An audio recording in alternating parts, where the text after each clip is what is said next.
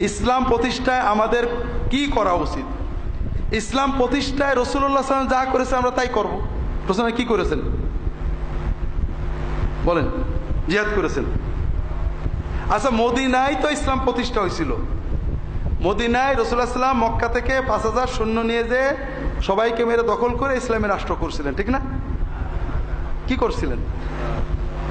দায়ী পাঠিয়েছিলেন, দাওয়াত দিয়েছিলেন। সবাই মিলে যখন মুসলমানের রাষ্ট্র প্রতিষ্ঠা হয়েছে তখন তিনি রাষ্ট্র বিধিবিধান আল্লাহর বিধান মতো, আল্লাহর হুকুম মতো পরিচালনা করেছেন। জিহাদ হলো প্রতিষ্ঠিত ইসলামী রাষ্ট্রের সংরক্ষণের জন্য, এটার নিরাপত্তা সার্বভৌমত্ব নিশ্চিত করার জন্য, সারা বিশ্বের মুসলমানদের নিরাপত্তা নিশ্চিত করার জন্য। আর ইসলাম, প্রথমে বলি, আবারও ভুল করে ফেলছি, ইসলাম প্রতিষ্ঠিত আছে। কেউ যদি মনে করে ইসলাম প্রতিষ্ঠিত নেই, সে ভুল করছে। আল্লাহ ইসলাম প্রতিষ্ঠা করে দিয়েছেন রসুলের মাধ্যমে, কিয়ামত পর্যন্ত থাকবে।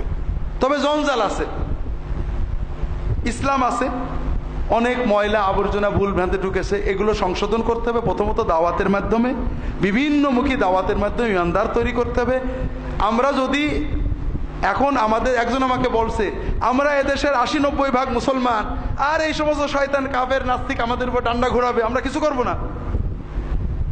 তা আমি বললাম যে দেখেন, উল্টো, এদেশের 99% মুসলমান হলো 35-65 মুসলমান, অর্থাৎ সেকুলার মুসলমান। অনেকে নামাজই পড়ে না মুসলমান, যারা নামাজ পড়ে তারা সুদ খায়, ঘুষ খায়, বেপরদা চলে, আসে না নেই? তাহলে আমাদের 95 থেকে 99 জন মুসলমানের ইসলাম হলো 35-65 ইসলাম।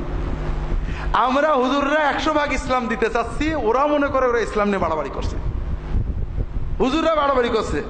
একজন নামাজ পড়ে, নামাজের বিরুদ্ধে বলে রাগ করে, আর যদি পর্দার কথা বেশি বলেন, বেপর্দা চললে তার বাড়ি ঢুকতে না দেন, ওরা হুজুররা বাড়াবাড়ি করছে, আছে না নেই? কাজেই তারা মনে করছেন যে আমরা একটা বাড়াবাড়ির ইসলাম তাদের উপরে চাপিয়ে দিচ্ছি। কাজেই আপনি যে ইসলাম বিশ্বাস করেন, যে ইসলাম আপনার কলিজা নাড়ায়, এই ইসলাম মানুষের ভিতরে ঢুকান। যখন এই ইসলাম মানুষের ভিতরে ঢুকবে, প্রভাব আপনার মতোই লোক বেড়ে যাবে।